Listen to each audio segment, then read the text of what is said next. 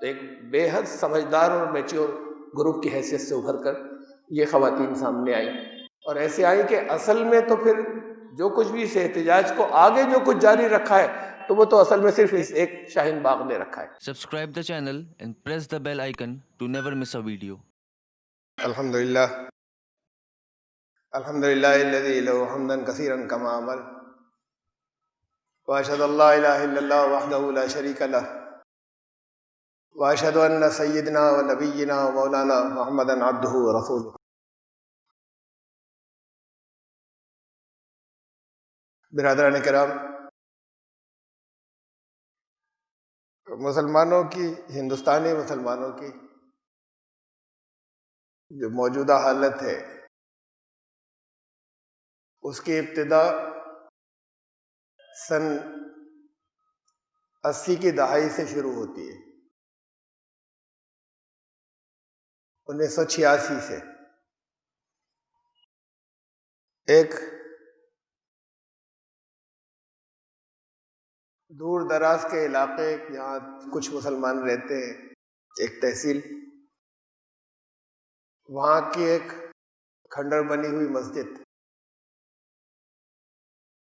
اس کا ایک بھوت بنا کر مسلمانوں کی قیادت نے، سیاسی قیادت بھی اور مذہبی قیادت بھی، مسلمانوں کی قیادت نے مسلمانوں کے ذہن پر چپکا دیا اور اس بھوت کا شور بچائے چلے گئے۔ سنگل موسٹ ریسپانسبل فیکٹر، یعنی اکیلا واحد سب سے بڑا ذمہ دار مسئلہ جو اس جگہ تک لے کر آیا ہے وہ بابری مسجد ہے، جس نے مسلمانوں کے خلاف، ہندو اور مسلمان آپس میں بہت اچھی طریقے سے رہتے تھے، مسلمانوں کے خلاف ہندوؤں کو یہ مسئلہ کنسالیڈیٹ کرتا چلا گیا، اکٹھا کرتا چلا گیا۔ سینکڑوں مسجدیں ہیں، ہزاروں مسجدیں ہیں ہندوستان کے اندر جو کہیں قبضے ہیں، اور بہت ایسے ہیں کہ جو یاد بھی نہیں ہے انہیں، جو ادھر ادھر پڑی ہوئی۔ لیکن اس ایک مسجد کو ایشو بنا کر پھر ایک قیادت ابھری 1986 میں، 1986 میں، بابری مسجد ایکشن کمیٹی کے نام سے، اور وہاں سے انہوں نے سارے مسلمانوں کو جذباتی بنا دیا، جیسے دین کے، اسلام کے، مسلمانوں کے زندہ رہنے کے لیے اس ملک کے اندر اہم ترین جو مسئلہ ہے وہ یہ ہے کہ یہ بابری مسجد جو ہے یہ وہاں پر واقع رہے۔ میں نے 1988 میں اخبار نو اخبار نکلتا تھا دلی سے، اس زمانے میں بڑا اخبار تھا، آل انڈیا، اس میں نے لکھا تھا کہ مسلمانوں کو اس سے ہٹ جانا چاہیے، کوئی سودے بازی نہیں کریں، کوئی خوشی سے نہیں دے دیں جب تک یہ حقائق سامنے نہیں آئے کہ قانونی طور پر زمین اصل میں کس کی تھی، وہاں کوئی مندر توڑا گیا تھا یا نہیں توڑا گیا تھا۔ تو جب تک یہ نہیں آتا تب تک کسی سودے بازی کی اجازت نہیں تھی، اس کی نہیں تھی کہ خوشی سے دے دیں، لیکن اس مقدمے سے اپنے آپ کو ہٹا لیتے، لڑائی سے ہٹا لیتے اپنے آپ کو۔ وہ آرٹیکل بہت نمایاں ہو کر چھپا تھا، اور میرے علم کی حد تک شاید علل اعلان ہندوستان کے اندر اس موقع پر 1988 کے اندر شاید میں ہی تھا پورے ہندوستان کے اندر جس نے علل اعلان اس طریقے سے کسی بڑے اخبار کے اندر، اس دور میں جب سارے ہندوستان کے مسلمان جذباتی بنا دیے گئے تھے، اس وقت یہ لکھا تھا کہ یہ غلط ہے۔ میرے اندر تو میں کئی بار یہاں کہہ چکا ہوں، جو حقیقت ہے اس انکساری سے نہیں کہہ رہا کہ میرے اندر تو سیاسی بصیرت بالکل بھی نہیں کہ میں آگے کے حالات دیکھتا، لیکن میں نے قرآن کی آیات کے حوالے دیے تھے، اس تفصیل میں اب اس وقت نہیں جا رہا، کہ وہ واضح، بہت واضح نشاندہی کر رہی ہیں کہ مسلمانوں کو اس مسئلے سے ہٹ جانا چاہیے، اور ورنہ جن آیات کو میں نے حوالہ دیا تھا وہ ختم ہو رہی تھی، اس پر شدید العقاب، ورنہ اللہ کا قانون بڑی سختی سے پیچھا کرے گا۔ بہت سینسیبل مسلمانوں کے معتدل اور بہت سینسیبل اور سب سے بڑے، جو واقعی جن کی سب سے زیادہ عزت تھی، سب سے بڑے عالم اور رہنما بھی کہے جاتے تھے، مولانا علی میاں نے سلجھانے کی کوشش کی، لیکن باقی قیادت نے نہیں چلنے دیا، سلجھ گیا ہوتا اور 1989 کے اندر ختم ہو گئی ہوتی بات، اور وہ بابری مسجد بھی ہوتی، جو کچھ طے ہوا تھا اور انہوں نے طے کیا تھا نہیں مانا۔ اس کی وجہ سے بہت سے لوگ 30-35 سال میں بہت اونچے اٹھ گئے، اور مسلمان جو ہیں وہ اپنی تباہی کی طرف بڑھتے چلے گئے۔ پھر عدالتوں کو دیکھا، ایک فیصلہ ہائی کورٹ نے کیا، وہ کوئی قانونی فیصلہ نہیں تھا، ایک ایسا تھا کہ جیسے کورٹ کوئی ڈپلومیٹک فیصلہ کر رہی ہے، سیدھا سیدھا سا، یا تو واضح کر کے وہ یہ بتاتے کہ یہ مسلمانوں کا دعویٰ اس پہ غلط ہے، جھوٹا، یا ہندوؤں کا دعویٰ اس پہ غلط ہے، جھوٹا، تو وہاں پر بات ختم کر دیتے مسلمان، اسی کی آڑ لے کے ختم کر دیتے جو کچھ بھی ہائی کورٹ نے کیا تھا، لیکن ختم تو ان کی لیڈرشپ کو نہیں کرنا تھا، تو اسی سے بڑی تھی وہ، اور اسی سے چپکے رہنا تھا اسے۔ پھر سپریم کورٹ کا نمبر آیا، سپریم کورٹ نے بھی جو فیصلہ کیا، وہاں سے اس بات کی شروعات ہو گئی کہ انصاف کے بجائے میجورٹی کمیونٹی کے مذہبی عقیدے کو اہمیت دی جائے، اس لیے کہ وہاں اس کے اندر انصاف کی بحثیں نہیں ہیں، جو نمایاں ہے جو چیز جس نے جو فیصلے پر حاوی ہوئی کہ یہ ایک بڑے گروپ کا مذہبی عقیدہ ہے، دیکھ لیا سپریم کورٹ کو، اس کے بعد بھی چین نہیں آیا کہ ابھی ہم ریویژن فائل کریں گے، لیکن وہاں تک جانے کے بعد مسلمان ٹھنڈے ہو گئے تھے، عوام ٹھنڈے ہو گئے تھے، گئے وہ سپریم کورٹ کے ریویژن کے اندر بھی ایک دو رزلٹ پہلے سے معلوم ہو گیا تھا،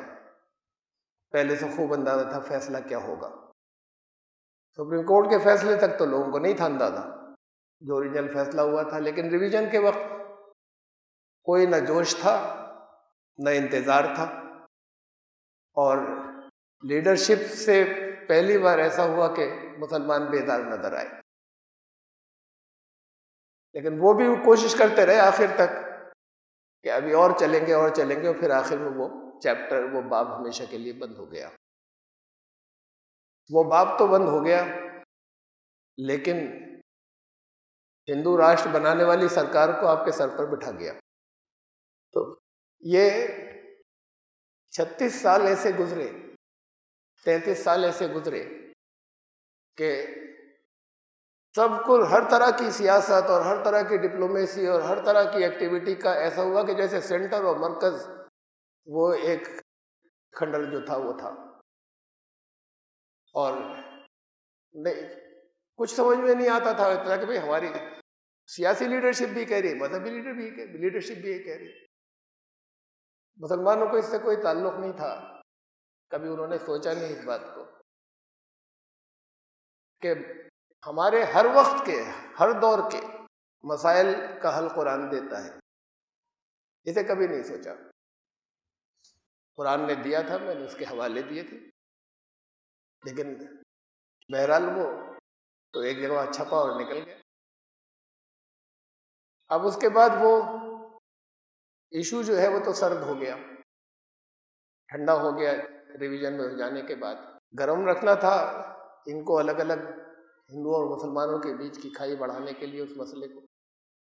تو پھر وہ دوسرے ایشو نکالے گئے اور لائے گئے سامنے، یہاں سے تھوڑا سا سینسیبلٹی کچھ آنی شروع ہوئی مسلمانوں کے اندر، کچھ سمجھداری عوام میں آنی شروع ہوئی، مسلمان وہ جو سپریم کورٹ کا فیصلہ ہوا اور پھر ریویژن ہوا اس پر خاموش رہے، اصل میں تو بہت پہلے خاموش ہو جانا چاہیے تھا، جب ساری امیدیں ختم ہو گئی تب خاموش ہوئے۔ تو بہرحال اب وہ لیڈرشپ پہ اعتماد نہیں رہا تھا، ورنہ اگر لیڈرشپ کے اوپر اگر ہوتا تو وہ تو اس پر بھی شاید ہنگامے کھڑے ہو جاتے، لیکن اب وہ لیڈرشپ کو ہی معلوم تھا کہ ہنگاموں پر کوئی ساتھ دینے نہیں آئے گا۔ پھر کشمیر کا ایشو آیا۔ کشمیر کی آٹونومی، وہاں کی جو ایتھنک نسلی ایک شناخت برقرار رہنے کی بعض جگہ آٹونومی دی جاتی ہے، اندرونی خود مختاری، وہ ہندوستان کے بہت سے علاقوں میں ہے۔ کشمیر کی ہٹا لی گئی، ایک ہی مسلم میجورٹی اسٹیٹ تھی، وہاں کی خود مختاری آٹونومی ہٹا لی گئی۔ بہت سی جگہوں پر آسام اور منی پور اور میزورم، ان جگہوں کے بہت سے، پوری اسٹیٹ میں تو نہیں لیکن بہت سے اضلاع کے اندر اندرونی خود مختاری ہے کہ وہ اپنی جو ان کا خاص کلچر ہے، وہ کلچر جو ایتھنک کلچر کہلاتا ہے یعنی نسلی کلچر، اس کو وہ باقی رکھ سکیں، وہاں دوسرے لوگ زمینیں خرید نہیں سکیں، وہ اپنے ضلع کا یا اپنے علاقے کا خود قانون بنا سکیں،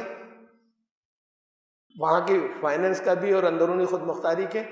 یہ ہندوستان کے بہت سے علاقوں کے اندر موجود ہے، یہ اس ایک جگہ تھی صرف جو جہاں پر ایک اسٹیٹ میں مسلمان زیادہ تھے، وہاں کی وہ ختم کر دی گئی طاقت کے بل پر۔ یہ بھی سینسیبل فیصلہ تھا مسلمانوں کا، اور اس کے بعد پھر یہ آیا CAA اور CAB، اور اس کے بعد پھر وہ قانون بنا۔ یہ بھی اب یہاں پہ یہ ہلکے ہلکے میچیورٹی آ رہی ہے، حالات سے سیکھا اور حالات سے سیکھتے چلے گئے، اور اس وقت کے پھر اس کے بعد کے جو کچھ فیصلے ہوئے وہ اس کے اندر بڑی میچیورٹی ہے، اور اس میں کئی چیزیں اور نمایاں نکل کر آئی۔ یہ ہے کہ بہت کھو کر کچھ سیکھا ہے، اس میں کئی چیزیں بہت نمایاں نظر آئی، اور اہم ترین بات ہے جو اس میں اہم ترین حصے ہیں وہ یہ کہ بہت بڑی تعداد ملک کے بہت بڑے حصوں میں جگہ جگہ، تو اخبارات نہیں دے رہے، ٹی وی سب کو نہیں کور کر رہا، لیکن لگاتار ہندوستان کے بہت سے حصوں کے اندر بغیر لیڈرشپ کے نکل رہے ہیں، کوئی لیڈرشپ نہیں، پھر بھی اگر جلوس ہوتے ہیں تو منظم ہوتے ہیں، کوئی جلسے ہوتے ہیں تو منظم ہوتے ہیں، اور کوئی لیڈرشپ نہیں ہوتی۔ تو یہ ایک بڑا بہت ہی امپورٹنٹ فیز ہے، اور یہ کوئی میچور گروپ ہی کر سکتا ہے جس کے اندر بہت بردباری ہو اور بہت سوجھ بوجھ ہو، صرف وہی گروپ کر سکتا ہے۔ اب سب جگہ یہ ہے، یہ بہت اہم بات ہے کہ کسی جگہ لیڈرشپ نہیں، اور سب جگہ جو کچھ وہ کر رہے ہیں اس کے اندر بڑا نظم ہے۔ ایک اور نمایاں چیز جو نکل کر آئی وہ یہ کہ وہ جنہیں ناقص العقل کہا جاتا ہے، کہ عقل کم ہوتی ہے مسلمانوں کے اس گروپ کے اندر، یعنی مرد اور عورتیں، ان میں سے وہ عورتیں ہیں، ان کی بصیرت یا ان کی ہمت یا ان کی جرأت یا ان کی انڈیورنس کہ وہ کیسے حالات کا مقابلہ کریں، کس شکل کے اندر، وہ نکل کر سامنے آئی، اور اس نے ہندوستان کو ہی نہیں دنیا کو حیرت زدہ کر دیا۔ یہ پہلی مرتبہ ہوا۔ مسلمانوں کی عورتوں کو تو یہی سمجھا جاتا تھا کہ وہ گھر سے تو نکل ہی نہیں سکتی، زیادہ سے زیادہ نکلیں گی تو وہ بازار میں جا کے کچھ خرید لائیں گی برقعے پہن کے، اس کے علاوہ تو کچھ کرنے کی اہل ہی نہیں۔ جو کچھ انہوں نے دکھایا اور انہوں نے ثابت کیا وہ حیرت انگیز ہے۔ اس دور کی مختلف ادوار ہیں جن کی یاد تازہ کی۔ حضرت موسیٰ علیہ السلام کی والدہ تھی، والد نہیں، والدہ تھی جنہیں اللہ نے منتخب کیا تھا کہ ان کو ذہن میں یہ بات ڈالے، قرآن میں الفاظ وحی کے ہیں، کہ ان کو وحی کی کہ باکس بناؤ، اس کے اندر بچے کو رکھ دو، ٹوکری کے اندر بچے کو رکھ دو اور وہ دریا میں ڈال دو۔ بڑا رسکی کام تھا، مردوں کے کرنے کا تھا یہ۔ اس کے بعد ایک ان کی بہن چلی، بڑی بصیرت کی بات تھی، بہت ایکسپرٹیز کا، مہارت کا کام تھا یہ اتنا معمولی کام نہیں تھا، دریا کے کنارے اس ٹوکری کو نظروں میں رکھ کر چلنا، جگہ سے ہر ایک پکڑ لیتا اور دیکھ لیتا کہ اچھا ان کے گھر کا کوئی بچہ ہے۔ جب وہ ساتھ میں جا رہی ہیں تو وہ ایسے چل رہی ہیں کہ پکڑی نہیں جائیں، اور نہیں پکڑی گئی، یہاں تک تو پھر بھی کوئی اور کر لیتا۔ حضرت موسیٰ کے ایک بھائی بھی تھے، بڑے بھائی ہارون، ان کو نہیں اس کام پر لگایا گیا کہ تم جا کے نگرانی کرو، بہن لگی، اور بہن بڑی لمبی دوری تک، علاقے تک اس کی نگرانی کرتی ہوئی گئی کہ ٹوکری کہاں جاتی ہے بہ کر۔ اور پھر فرعون کے محل میں داخل ہونے کا نمبر آئے، غلام قوم کا کوئی کیسے تک داخل ہو جائے گا محل کے اندر، یہ ساری تفصیلات نہیں ہیں، یہ آپ کے غور و فکر کرنے کی قرآن میں نہیں ہے، اسے خود غور کر لیجیے کہ کیسے فرعون کے محل میں غلام قوم کی ایک کنیز ایک کیسے داخل ہو جائے، اور وہ داخل ہو گئی، کیا تدبیریں کی ہوں گی، کوئی بہت مہارت کی بات ہے، بڑی ذہانت کی بات ہے، بڑی سمجھداری کی بات ہے، کیسے گھسی ہوں گی اندر کہ وہ ان کو پکڑا نہیں گیا کہ اس بچے کے پیچھے پیچھے ہی آئی ہے، الگ سے ہی آئی ہے تو یہی کیوں اتنی انٹرسٹڈ ہے، اور اس نے اس گفتگو میں بھی دخل دے دیا کہ بچہ دودھ نہیں پی رہا ہے، میں لاتی ہوں کسی کو، اس کا دودھ پیے گا۔ یہ بات تو ایک جملے کی ہے، یہ جملے ان الفاظ میں نہیں کہا ہوگا،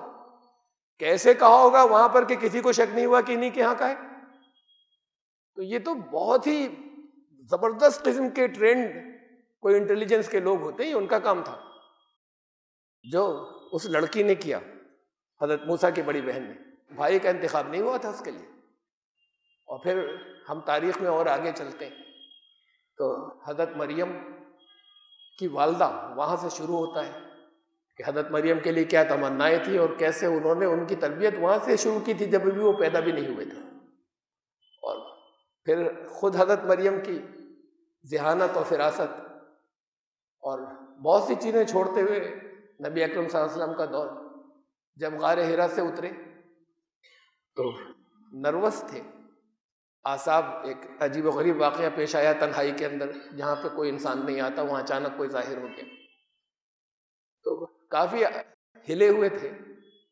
اور اس وقت جن الفاظ میں اور جیسے حضرت خدیجہ نے سمجھایا اور جس اعتماد کا اظہار کیا کہ اللہ آپ کو ضائع نہیں ہونے دے گا، آپ جو کچھ لوگوں کے ساتھ کرتے ہیں مظلوموں اور ان کے ساتھ میں، عجیب الفاظ تھے ڈھارس بنانے کے، اور اس میں بڑا اعتماد تھا، ایک جھوٹی تسلی ہوتی ہے، ایک یقین ہوتا ہے، اس یقین نے ان کو تسلی دی تھی، اور نبوت کا بار سنبھالنے کا ابھی ٹھیک سے شعوری ذہن کے اندر بھی نہیں آیا تھا کہ نبوت کی بات تھی،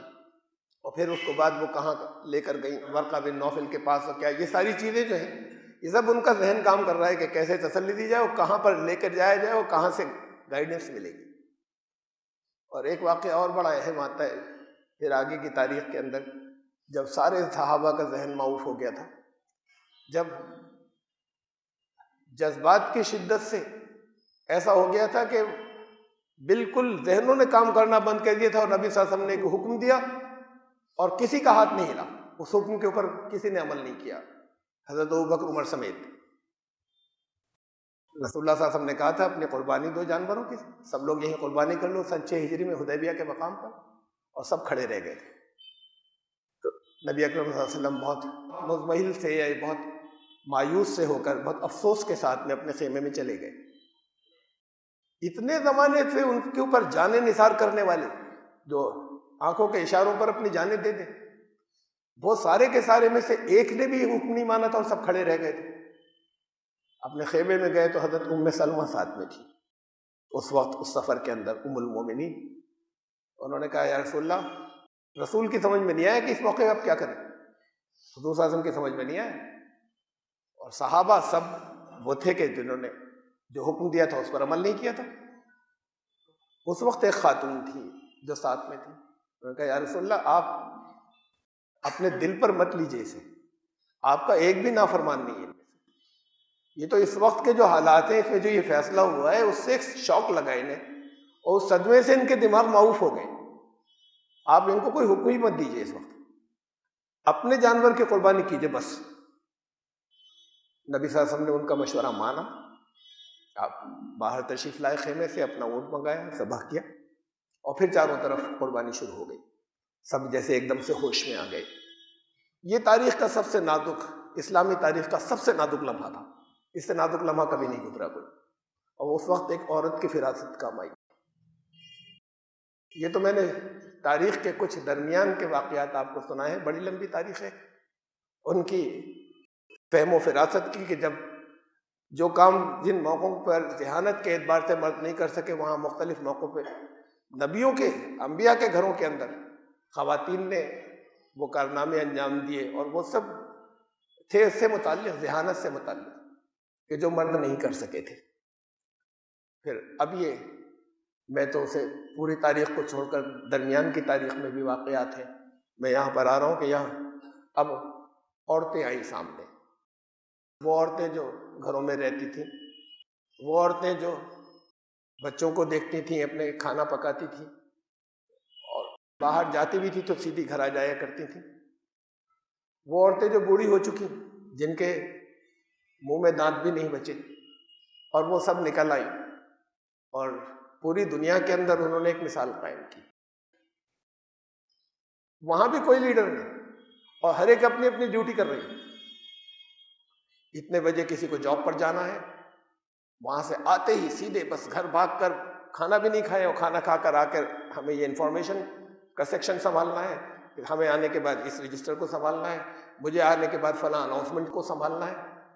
چلی جائیں گے تو ڈیوٹی کون لے گی، پھر کون باقی سب کو ریپلیس، کیسے کیسے تھوڑی دیر کو دوسری جائیں تو دوسری ان کو ریپلیس کریں، یہ سب اس کے اندر چل رہا ہے بغیر کسی لیڈرشپ کے، کسی باہری لیڈرشپ کے۔ تو ایک بے حد سمجھدار اور میچور گروپ کی حیثیت سے ابھر کر یہ خواتین سامنے آئیں، اور ایسے آئیں کہ اصل میں تو پھر جو کچھ بھی اس احتجاج کو آگے جو کچھ جاری رکھا ہے، تو وہ تو اصل میں صرف اس ایک شاہین باغ نے رکھا ہے، جو آگے جو اب تک زندہ ہے، اس کی وجہ سے، اس کی خبروں کی وجہ سے مختلف جگہوں پر لوگوں کے اندر کچھ ایک ہمت پیدا ہوتی ہے، یا ایک دوبارہ کہ اتنے دن بھی ہو گئے پھر آگے چلتے چلے جائیں۔ سوجھ بوجھ کی اور بھی باتیں ہیں اس کے اندر، بے حد اہم ہے۔ کسی سیاسی لوگ بہت گئے وہاں پر، سب کو ویلکم کیا، تقریریں کرائیں، کسی کی لیڈرشپ قبول نہیں کی، کسی جگہ ایسا نہیں ہوا کہ وہ کسی کے جذباتی یا ساتھ دینے کی تقریر کی وجہ سے یہ فیصلے ہو جائیں کہ اچھا اب ان کو ساتھ میں لے کر چلو، بس آپ کی حمایت کا اعلان ہو گیا، بہت اچھا ہے۔ جو گروپ بھی گیا سب سے الگ، غیر جانبدار، بہت مشکل ہے جب کوئی پریشانی میں ہو، کوئی ساتھ دینے کے لیے آئے، تو یہ بیلنس قائم رکھنا، یہ توازن قائم رکھنا کہ ان سے وہ حمایت کا اعلان بھی کر دیں، لیکن کسی جگہ ان سے اٹیچمنٹ نہیں ہو جائے کسی ایک کا بھی، یہ اپنے آپ میں بہت زبردست فہم اور سوجھ بوجھ اور فراست کی بات ہے۔ پھر دوسرے مذاہب کے لوگ، ان کو انوائٹ کرنا یا ان کو ویلکم کرنا، بجائے اس کے کہ یہ شکل بنے کہ صرف مسلمان کچھ کر رہے ہیں، یہ آ گئی شکل سامنے، یہ الگ بات ہے کہ مستقل کوئی وہاں پر دوسرے مذاہب کے لوگ بیٹھے نہیں ہیں، لیکن لگاتار بہت سے الگ الگ گروپ کے لوگ وہاں آ کے اعلان کر گئے کہ ہم ساتھ میں، ہم مورلی کم سے کم جو ہے وہ ساتھ میں۔ اور پھر ایک تیسری بات، مسلمانوں پر یہ ایک سائلنٹ، ایک ان کے خلاف ایک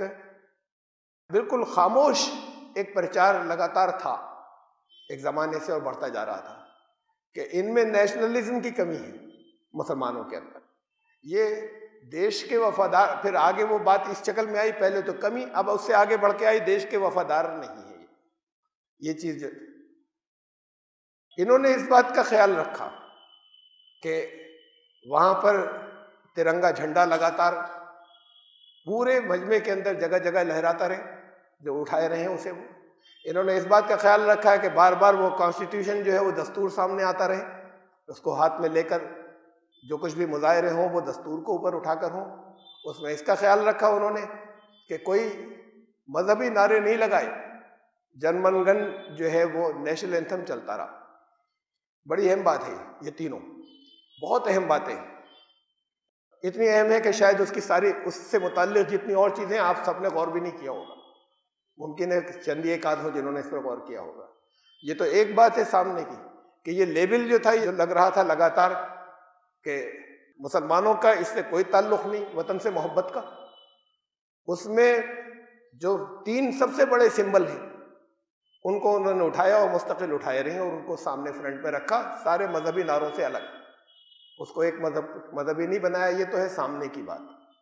اور یہ اپنے آپ میں خود بہت سمجھداری کی بات ہے۔ اسے اور آگے کی جو گہرائی کی بات ہے اس کے اندر،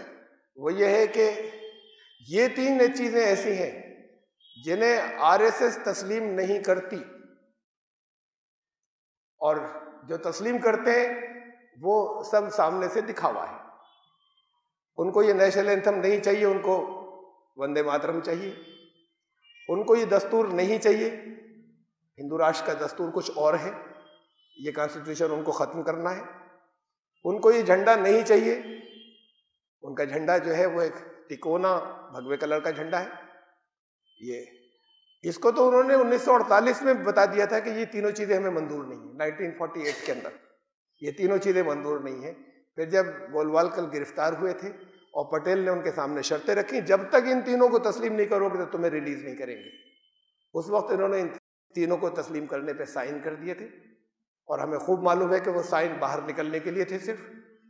اس لیے کہ RSS کے ہیڈ کوارٹر کے اوپر پہلی بار 1952 میں ترنگا جھنڈا لہرایا، اور اس کے پھر 52 سال کے بعد 2002 میں لہرایا۔ 52 سال تک RSS کے کسی آفس کے اوپر ترنگا جھنڈا نہیں لگا، اور یہ شکل آج بھی ہے۔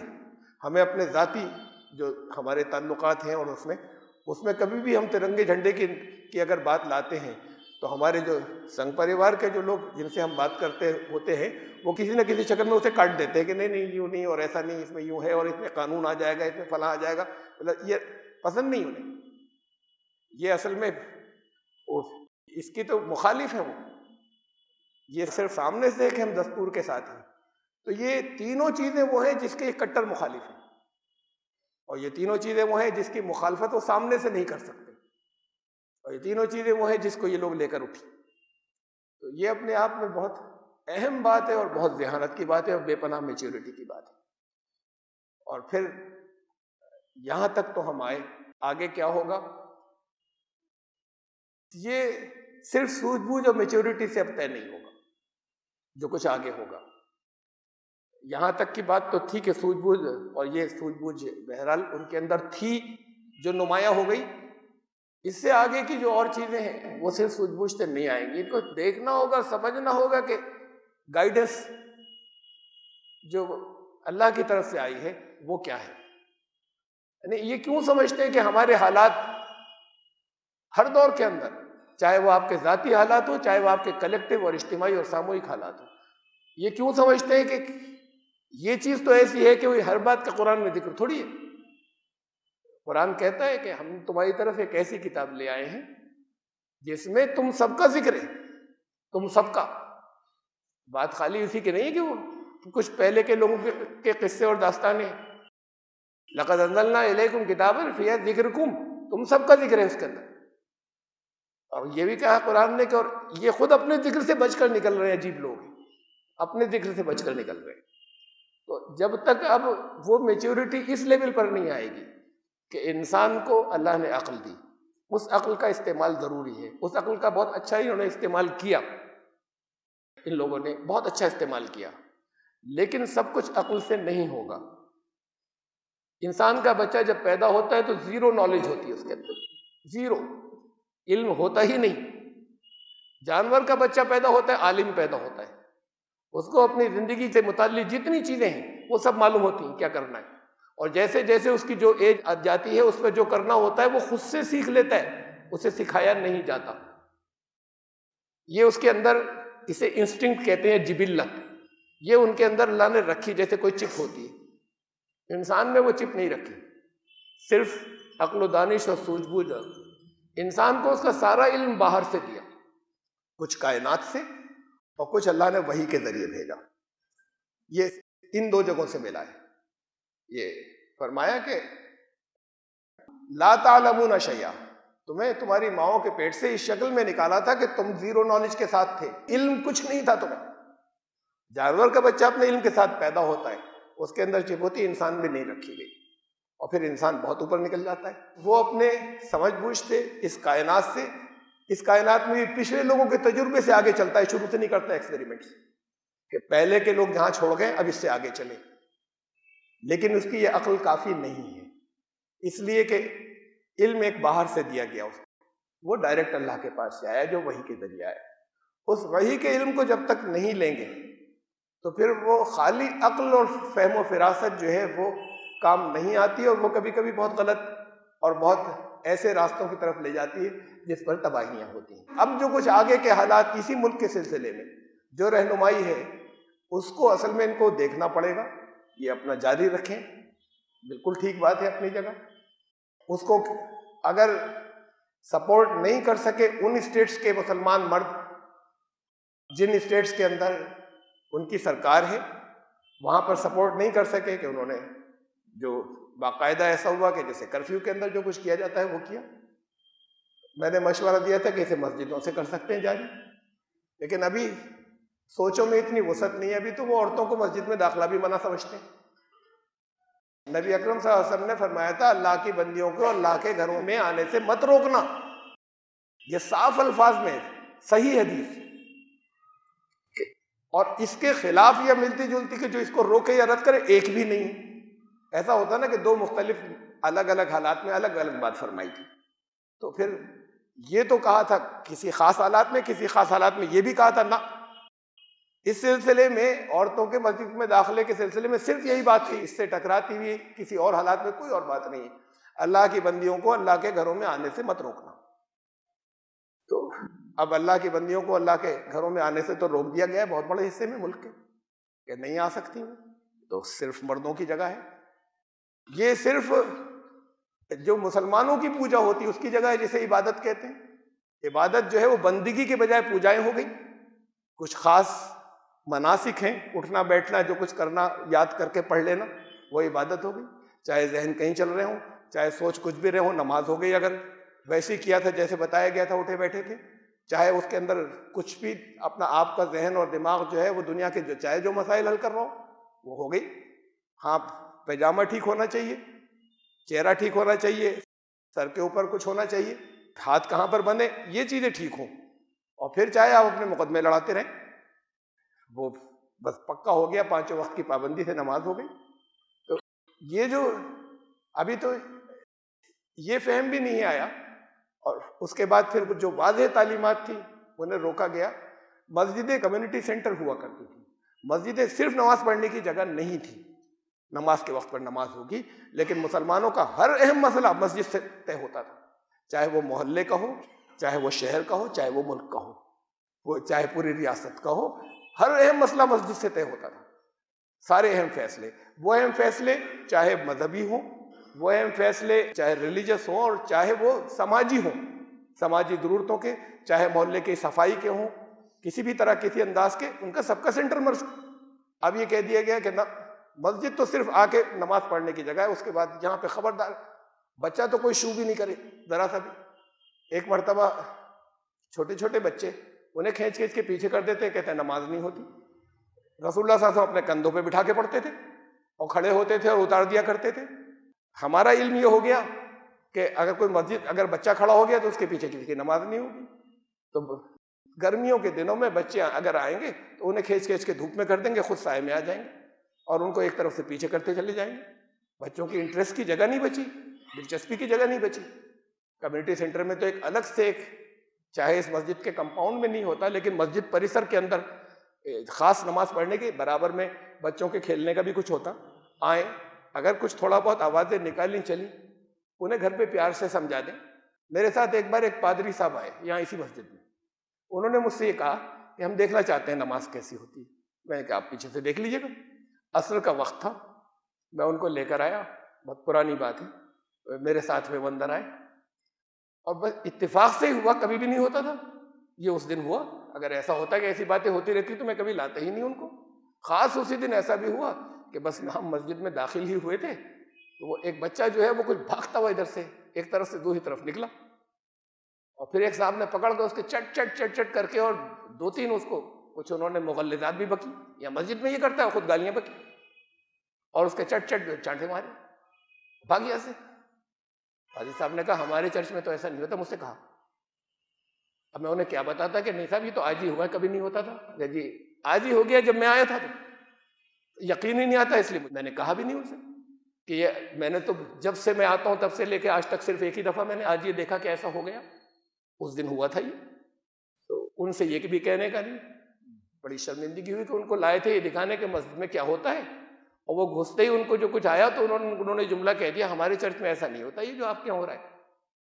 بھائی بچے آئیں گے تو کچھ اچھا ان کو پیار سے سمجھا دیجیے گا، ان کو شوق دلائیں گے۔ اگر ایسے ان کو بنا دیں گے بالکل بڑوں کی طرح تو شوق کیا رہے گا ان کا۔ یہ ساری چیزیں جو ہیں، یہ سینس ہمارے نکل گئے، مسجد سے ساری چیزیں طے ہوں یہ نکل گئے. پھر اب مسجد میں کوئی سب پلے کارڈ کیسے لے کر بیٹھ جائے؟ یہ تو عبادت کے، مسجد کے تقدس کے خلاف ہے. اب ہماری مذہبی لیڈرشپ کہتی ہے مسجد کے تقدس کے خلاف. پلے کارڈ پہ کوئی گالیاں لکھی ہیں، پلے کارڈ کے اوپر کوئی دیوی دیوتا بنے ہوئے ہیں کیا؟ مسلمانوں کے اہم ترین مسئلے سے متعلق چیزیں ہیں، وہ مسجد میں پہلے نمبر پر ہوں گی، اس کے بعد کہیں باہر ہوں، اس لیے کہ مسجد ہی سے ساری چیزیں طے ہوتی ہیں. تو یہ تصور نکل کے نا مسجد کے تقدس کے خلاف ہو گیا. اور پھر اس کا تو آپ لوگوں میں بھی شاید بہت زیادہ تر لوگ نہیں سوچتے کہ یہاں پر قومی ترانہ بھی گایا جا سکتا ہے، نیشنل اینتھم بھی. شاید اکثریت آپ کی کیا کیسی بات کر رہے ہیں. یہ جن من گن ادھینائک جے ہے تصور یہ ایک چلا رہا ہے مسلمانوں کے ذہنوں کے اندر کہ یہ بھی غیر اسلامی ہے. اب اس وقت تو انہوں نے لے لیا ہے ایجوٹیشن والوں نے ایک پالیسی کے طور پہ، لیکن اصل میں تو غیر اسلامی ہی ہے. جن گن من، یہ جتنے بھی جن ہیں دنیا کے سارے لوگ، اور گن بھی سارے سموہ کو کہتے ہیں. جن گن اور من، اس کا جو ادھینائک ہے، اس کا جو کنٹرولر ہے، جو سردار ہے، جو سب سے اوپر ہے ان سب کو کنٹرول رکھنے والا، جے ہے اس کی جے ہو.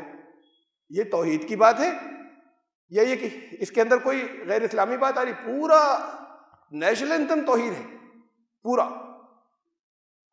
کسی کو معنی معلوم ہو تب اصل میں بات کیا ہے کہ وہ بنگلہ میں ہے، ہندی میں نہیں ہے، تو معنی معلوم کیجئے. پورا توحید ہے. بھارت بھاگیہ وداتا، جو وہی ہے جو بھارت کی قسمت کا اصل میں مالک ہے، وہ جو سارے انسانوں کا مالک ہے اور سارے ان کا کنٹرولر ہے، وہی بھارت کے بھاگ کا، بھارت کی قسمت کا مالک ہے. پورا توحید کا ہے سارا کا سارا. اللہ نے لکھوا دیا ان سے، رابندر ناتھ ٹیگور سے. ان کو معلوم نہیں کہ کس اس کے اندر انہوں نے خالص یہ چیز دی اور اللہ نے کرا دی اور آ گئی. لیکن ہمیں آج تک یہی تصور ہے ہمارا کہ یہ تو غیر اسلامی ہے. اب وہاں ہونے لگا تو چلو ہماری ضرورت ہے سڑکوں پہ ہونے دو. ہم توحید کی بات کیوں نہیں لا سکتے؟ ہم توحید کو کوئی مسجد میں کیوں نہیں گا سکتے؟ یہ سب چیزیں ہمارے تصورات کے خلاف ہیں. ابھی جو میں کہہ رہا ہوں یہ جب جائے گی اور سنیں گے بہت سے لوگ تو کہیں گے کہ یہ عجیب و غریب باتیں کر رہے ہیں. اب جب آپ نے اپنے مرکز ہی کو چھوڑ دیا تو پھر تتر بتر ہوں گے جگہ جگہ. تو مرکزیت دی تھی اسلام نے. اسلام نے مرکزیت، خدا تو گھر پر بھی ہے نا، یا کوئی جگہ ایسی ہے جہاں نہیں ہے؟ وہاں نماز کیوں نہیں پڑھ لیتے؟ کیوں کہا لازمن کہ یہاں مسجد میں آنا؟ مردوں کو لازمن کہا، عورتوں کو لازمن تو نہیں کہا، لیکن یہ کہا جو آنا چاہے انہیں روکنا مت. اس لیے کہ ایک اجتماعیت ہوگی، سب لوگ ایک جگہ جڑیں گے. ایک جگہ جڑیں گے تو ایک دوسرے کے حالات کو جانیں گے، کس کے گھر میں کیا ہو رہا ہے، کون بھوکا ہے، پڑوسی کیسا ہے، اسے جانیں گے. جب لگاتار آئیں گے تو یہ اجتماعیت اور آگے بڑھتی ہے. اپنے مسائل کو ڈسکس کریں گے. یہ اجتماعیت اور آگے بڑھتی ہے جمعے کے دن، جب بستی کی بڑی تعداد ایک ہی مسجد کے اندر جاتی ہے. یہ اجتماعیت اور آگے بڑھتی ہے سال میں عید کے دن، جب ساری بستی کے لوگ ایک جگہ پہنچ جاتے ہیں. یہ اجتماعیت اور آگے چلتی ہے سال میں ایک مرتبہ، جب تمام دنیا سے لوگ جانے کے بعد حرم کعبہ کے اوپر، حرمین کے اوپر اکٹھے ہوتے ہیں جا کر. تو یہ تو لگاتار اجتماعیت کسی مقصد سے تھی، اسلام نے کیا تھا. خدا تو گھر میں ہے، ہر جگہ ہے. سوچتے اس کے بارے میں، تصور کرتے، نماز پڑھ لیتے. تو یہاں میں وہاں میں فرق کیا ہوا؟ اس کو کیوں رکھا تھا؟ تو اجتماعیت خالی ہے اسی کام کے لیے تھی کہ ساتھ میں مل کر نماز پڑھیں گے. اجتماعیت کا تو مقصد یہ ہے کہ سارے اجتماعی فیصلے جو ہیں وہ ہم جو کچھ بھی کریں گے وہ مسجد سے کریں گے. ہاں جائز کام کریں گے، اچھے کام کریں گے، بھلائی کے کریں گے، امت کی، مسلمانوں کی فلاح کا کریں گے. جو دین کے خلاف ہوگا وہ نہیں کریں گے. ہمارے سارے تصورات ہی بدل گئے. تو وہ چیز بھی ممکن نہیں کہ باہر نکل نہیں سکتے. مسجد میں کہا کہ مسجد اس کے لیے ہے نہیں صاحب، یہاں کوئی آواز سے بول دے گا بڑی بری بات ہو جائے گی. یہاں پر کوئی اگر پلے کارڈ لے کے خاموش بھی بیٹھ گیا، چھوڑیے جن بن گن، کسی کی سمجھ میں نہیں آئے گا کہ مسجد میں یہ توحید کا ہے. لیکن اگر پلے کارڈ لے کے بیٹھ گئے اور مسلمانوں کے حقوق کی کوئی چیز لے کے بیٹھ گئے، مسجد اس کی جگہ نہیں ہے. تو مسجد تو جگہ اس کی ہے کہ دو گروپ آپس میں کھیچتانی کریں کہ میرا قبضہ ہو جائے یا میرا ہو جائے. مسجد تو جگہ اس کی ہے کہ اس سے نوٹ کمائے جائیں. مسجد جو ہے وہ تو جگہ اس کی ہے کہ میرے فرقے کی نماز ہوگی یا دوسرے فرقے کی نماز ہوگی. مسجد جوڑنے کی اور سب کا متحد ہو کر کام کرنے کی جگہ نہیں ہے. اسی جگہ آگے ہم لوگ، مجبوری ہے. اس میں یہ کہہ رہا تھا کہ وہ جو کچھ جہاں تک آئے اپنی عقل و فراست سے اپنی جگہ، لیکن اصل میں آگے کی کچھ چیزیں اب نہیں دیکھ سکتے اس کے آگے۔ اللہ کی نظر ہر بات کے اوپر ہے۔ یہاں کے لیے کچھ فیصلے تھے اس ہندوستان کے لیے، یہ جو کچھ ہو رہا ہے اصل میں ان فیصلوں کے تحت ہو رہا ہے۔ یہاں تک جو یہ لوگ بڑھ آئے اور مسلمانوں کی لیڈرشپ نے جو کچھ بھی کیا اور لوگ ساتھ دیا، یہ بھی اصل میں اسی فیصلے کے تحت تھا کہ یہاں پر جب اپنی اجتماعی ذمہ داری یعنی دنیا کے انسانوں کی بھلائی، یہ تھی امت کی ذمہ داری۔ اخرجت للناس، تمہیں دنیا کے انسانوں کے لیے لایا گیا، مسلمانوں کے لیے نہیں، امت کو اپنی عام الگ الگ زندگی میں۔ وما خلقت الجن والانس الا لیعبدون، نماز روزہ سب کی پابندی کرنا، بندے بن کر رہنا، لیکن جب اکٹھے ہو امت بنو گے تو دنیا کے انسانوں کو لیڈ کرو گے، ان کی فلاح کا کام کرو گے۔ جب اسے چھوڑ دیں گے، اس حصے کو امت کے ہٹا کر پھر دوسرے لوگ لائے جائیں گے، اس لیے کہ اس امت کو قیامت تک جانا ہے، اسے اللہ کو مردہ نہیں رہنے دینا ہے۔ پھر ان لوگوں کا آنا، اس ہندوستان کے لوگوں کا آنا، اللہ کے نوشتے میں لکھا ہوا ہے کہ 1 ارب کی تعداد کو یہاں آنا ہے۔ اس کے لیے 2 ڈیڈ لائن دی گئی ہیں، اس کے اشارے قرآن شریف میں بھی ہیں، اس کے اشارے احادیث میں بھی ہیں۔ یہاں میں تفصیل میں نہیں جا سکتا، تفصیلات بہت سی اور جگہ پر موجود ہیں۔ اصل میں ان چیزوں کو دیکھیں، سمجھیں۔ درمیان میں یہ 40 سال کا ہندو راشٹر کا کی شکل میں عذاب ہے، سب چیزیں وہاں سے اشارے ہوئے ہوئے کہ درمیان میں ایک لمبا عذاب ہے۔ یہ ہمارے اوپر ڈپینڈ کرتا ہے کہ ہم اس کو اس کی پہلی منزل پہ روک دیں اور 40 سال کا عذاب نہیں آنے دیں، یا ہم پہلی منزل پہ نہیں روک سکیں، یہ تبدیلی ہے۔ تو پھر 40 سال کے عذاب کے بعد بھی چونکہ اللہ کے نوشتے میں لکھا ہے، اس لیے وہ تبدیلی تو ہونی ہے، کسی کو اچھا لگے یا برا لگے، اس لیے کہ سننے والے جو ہیں اس کو جاتی ہے، بہت سے غیر مسلم بھائی بھی سنتے ہیں۔ اللہ کے نوشتے میں ایسے لکھا ہے، آپ سب کو آنا ہے، آنا ہی ہے، نہ پسند کریں تب بھی آنا ہے۔ ابھی نہیں سمجھ میں آئے گا، بعد کو آئے گا، لیکن ان لوگوں کے ساتھ میں مسلمانوں کے بہرحال ایک عذاب آنا ہے، ان کے اوپر ان کے دشمنوں کو مسلط کیا جانا ہے۔ اگر ابھی نہیں چونکے، فوراً اگر اس کے لیے جو کچھ کرنا تھا وہ نہ کر لیا، وہ بھی بتایا گیا کہ کیا کرنا تھا اور کیسے کرنا تھا اور کیوں کرنا تھا۔ تو اصل میں جب تک اس سے آگے نہیں دیکھیں گے تو دیکھ چکے جوڈیشری کی حالت، عدلیہ کیا کر رہی ہے۔ فیصلہ ابھی کل جو کچھ آیا آخر اس میں انہوں نے اس کے اوپر بھی آگے اور تاریخیں ڈال دی، آگے بڑھا دیا کہ ابھی سرکار 1 مہینے کا ٹائم ابھی اور دے رہے ہیں، سرکار جواب دے گی۔ ابھی 4 ہفتے کے بعد پھر آگے سنوائی چلے گی، برسا برس چلے گی، اور اس برسا برس تو جانے دیجیے، اس 1 ہی ہفتے میں سرکار نے جواب داخل کیا۔ انہوں نے کہا کشمیر پر ہمارا مکمل سب کچھ ٹھیک ٹھاک ہو چکا، اب یہ امپلیمنٹ ہو چکا، اب عدالت کا کوئی رول ہی نہیں بچا۔ جب جھگڑا تھا تب عدالت کچھ کرتی، اب جب جھگڑا ہی نہیں بچا اور سب کچھ سیٹ ہو گیا تو اب تو عدالت کا کام نہیں بچا، یہ تو ہو چکا ہے، وہاں پر سب سیٹل ہو چکا ہے۔ انہوں نے اپنی دلیلیں، ایسی ہوتا ہے کہ دلیلیں انہوں نے اپنی یہ داخل کر دی، اس کا موقع بھی کورٹ دے دیا تھا کہ سنوائی نہ کریں، آگے ڈال دیں تاریخیں، یہ کر لیں اپنا پورا، پھر یہ اپنا فیصلے جو ہونے ہیں ہمیں پہلے سے معلوم ہے۔ اگر آپ لوگوں کو نہیں معلوم تو ابھی آنکھیں بند ہیں آپ کی، آگے جو فیصلے ہونے عدالتوں سے آنے ہمیں معلوم ہے پہلے سے۔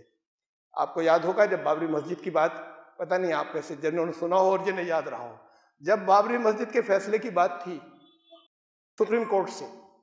ریویژن نہیں، آخری فیصلہ جب آنا تھا، اس وقت میں نے یہاں پہ کھڑے ہو کے کہا تھا فیصلہ جو آنا ہے آپ لوگوں کو معلوم ہونا چاہیے، تو تب یہ بات یہاں پہ میں نے کہی۔ تو اب ان کا رول دیکھ لیا آپ نے، آرمی کا دیکھا یا نہیں دیکھا، اسے خوب نظر ڈال لیجئے، ذرا غور کر لیجئے کہ وہاں پہ کیا کیا ہوا ہے ابھی پچھلے کچھ ہی دنوں کے اندر، پچھلے چند مہینوں کے اندر۔ تو پھر یہ قانون وانون اور ووٹنگ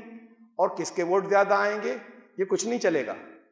6% لوگوں نے 94% لوگوں کے اوپر 50 سال سے زیادہ حکومت کی ہے آرمی کے بل پر۔ تو ان کا جو اپنی ڈیڈ لائن ہے وہ تو چاہے ادھر ادھر ہو، قرآن و حدیث نے جو ڈیڈ لائن دی ہے وہ رسول اللہ صلی اللہ علیہ وسلم سے 1500 سال بعد کی دی ہے، یہ اس کی بنیاد پر کریں گے، آرمی کی بنیاد پہ۔ یہ قانون اور ایجیٹیشن اور یہ اور اس سے پھر اب ووٹ بڑھ گئے یا ووٹ گھٹ گئے یا الیکشن میں کیا ہوگا، یہ اس پر ڈیپینڈنٹ رہنا نہیں رہیں گے، یہ پہلی سیٹنگ ہو چکی ساری۔ تو پھر یہ بائی فورس ہٹا دیں گے، نہ اپوزیشن کام آئے گی، تو جس کو چاہیں گے جیل میں ڈالنا نہیں، مار دیا جائے گا۔ تب تو فاشزم میں یہ ہوتا ہے، مار دیا جاتا ہے، اس میں جیل میں نہیں ڈالا جاتا۔ تو یہ چیزیں جو کچھ آگے آ رہی ہیں وہ اس کے اندر بڑی میچورٹی سے یہاں تک آئے، لیکن یہ مسائل کا آخری حل نہیں ہے۔ وہ جس کو روکنے کے لیے یہ اپنا زور لگا رہے ہیں کہ ہندو راشٹر، وہ ہندو راشٹر آنا ہے، اس کو روکنے کے طریقے کچھ اور ہیں۔ اگر اسے نہیں کیا تو پھر آئندہ، میں یہاں پر کئی مرتبہ اشارے اس کے دے چکا ہوں، اس کی تفصیلات اور دوسری تقریروں میں ہیں میری، اگر اسے نہیں دیکھا تو پھر یہ اچھے میچور فیصلے یہاں تک آئے ہیں، لیکن ابھی قرآن کو درمیان میں نہیں لایا گیا کہ ہمیں وہاں سے کیا ہدایت ان حالات کے اندر ملتی ہے، ہمیں کیا کرنا تھا۔ کاش یہ ان کی میچورٹی اس جگہ تک آ جائے کہ اسے لے آئیں درمیان میں، وہ چاہے خواتین ہوں اور وہ چاہے مرد ہوں، تو پھر ابھی کچھ ہو سکتا ہے، کچھ ہو سکنے کا امکان ہے، جو ان کی ڈیڈ لائن ہے وہاں تک جانے سے پہلے۔ اور نہیں آتا سمجھ میں تو بہرحال جو کچھ اللہ کے نوشتے میں وہ یہ ہے، یہ تقدیر معلق کہلاتی ہے۔ اگر یہ کیا تو اب، ورنہ 40 سال بعد۔ ان سے کہا تھا بنی اسرائیل سے، ابھی جاؤ اس بستی کو لے لو، تمہارے لیے لکھ دی اسرائیل کو۔ انہوں نے کہا کہ یہ تو بڑے خطرناک لوگ ہیں، جنگ ہوگی، ہم وہاں جائیں گے۔ وہ حضرت موسیٰ سے کہا تم اور تمہارے بھائی ہارون جا کر اپنے خدا کی مدد سے ان سب کو قتل کروا دو، اللہ تو سب کر سکتا ہے، ہم یہاں بیٹھے پھر ہم آ جائیں گے۔ تو پھر 40 سال اللہ نے سزا دی کہ یہ کہہ رہے ہو خطرناک ہے، جب ہم نے کہا تھا لکھ دی تمہارے لیے، جب اس قوم کو لکھ دیا تمہارے لیے تو تم یہ سمجھ رہے ہو خطرناک ہے؟ جو آگے بڑھیں گے انہی کے پاس خطرہ نہیں ہوگا۔ 40 سال بعد ایک نئی نسل آئی، بڑے خطرناک تھے، بہت زیادہ تھے، جنگ ہوئی، اللہ نے جب لکھ دی تھی انہی کو ملنی تھی۔ تو اللہ کا لکھا ٹلتا نہیں، لیکن کچھ تقدیر معلق ہوتی، یا ابھی اور یہ نہیں کیا تو تب۔ وہی یہاں پر بھی ہے، وہ تب کے درمیان کا عرصہ جو ہے وہ بہت خطرناک ہے، وہ ہندو راشٹر کا ہے، اس کو روکا جن طریقوں سے جا سکتا ہے اسے دیکھیں۔ ہمیں ہندوؤں سے کوئی نفرت نہیں ہے، ہندو تو بہت اچھے لوگ ہیں، ہمیشہ بہت اچھے تھے، بہت جسے صحیح شروعات کہتے ہیں بہت تھی ان کے اندر، لیکن یہ ہندوتو جو ہے یہ ان کو پلیوٹ کرتا چلا جا رہا ہے۔ اور ہمارا مسلمانوں کا جو طرز عمل ہے وہ اس نے کوئی اچھا رول پلے نہیں کیا ہے، اس نے ان کے ہمارے جو فیصلے اب تک رہے وہ ان کے ذہنوں کو مدد ملی ہے ان کو پلیوٹ کرنے کے اندر، ان چیزوں کو استعمال کر کے، جس کی وجہ سے یہ کھائی بڑھتی چلی جا رہی ہے، اور ہندوازم سے وہ ہندوتو میں آتے چلے جا رہے ہیں۔ جو کچھ بھی خرابی برائی ہے وہ ہندوتو میں ہے۔ ہندوازم تو بہت وسعت والا ہے، اور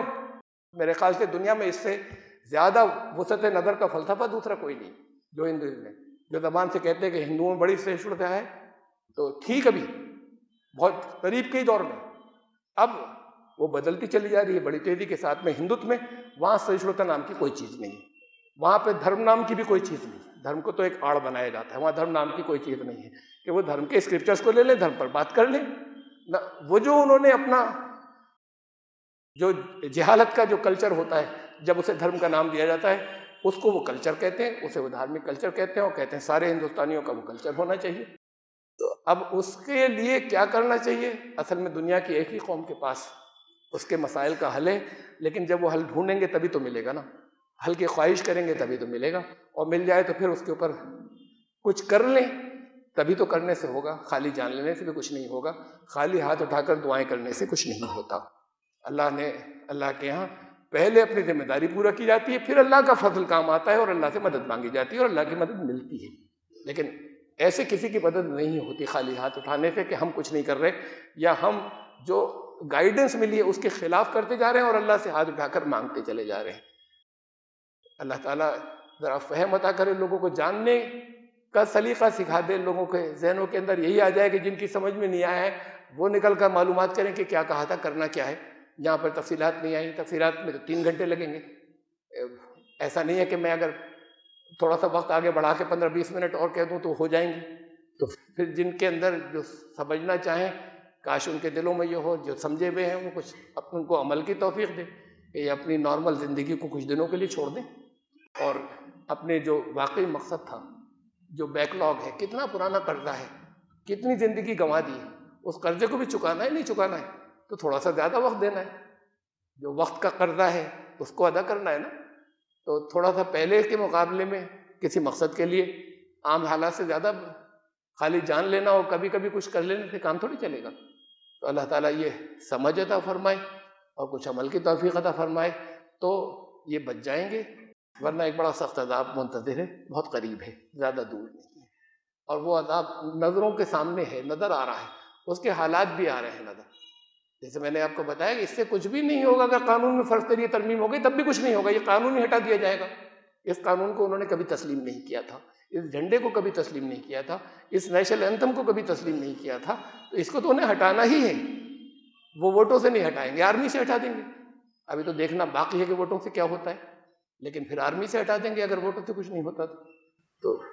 یہ وہ طاقت اللہ کی طاقت کے آگے بہت چھوٹی ہے۔ اللہ کی طاقت آپ کے ساتھ تب ہوگی جب اللہ کی رہنمائی میں کام کریں گے. آپ چاہے جدھر چل جائیں کہیں اللہ کی طاقت ہمارے ساتھ ہے،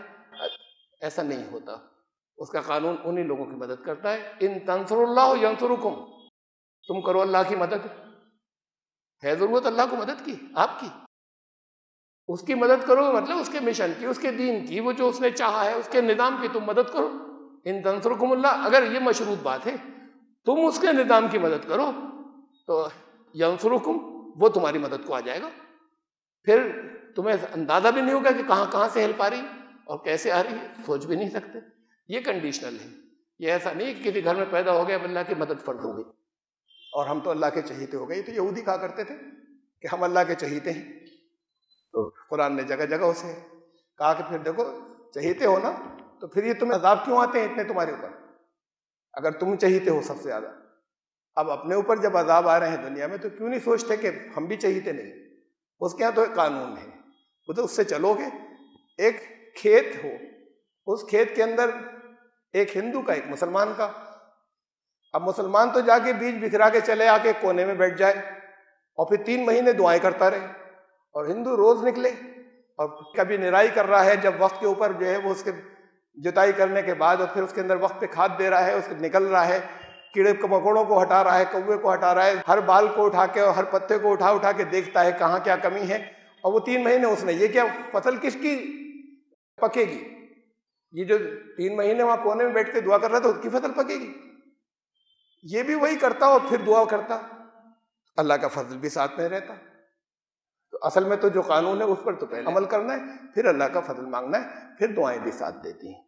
اللہ تعالیٰ سب کو ایک فہم عطا فرمائے اور صحیح راستے کی طرف رہنمائی فرمائے. بارک اللہ لنا و لکم فی القرآن العظیم انہ تعالی جواد کریم.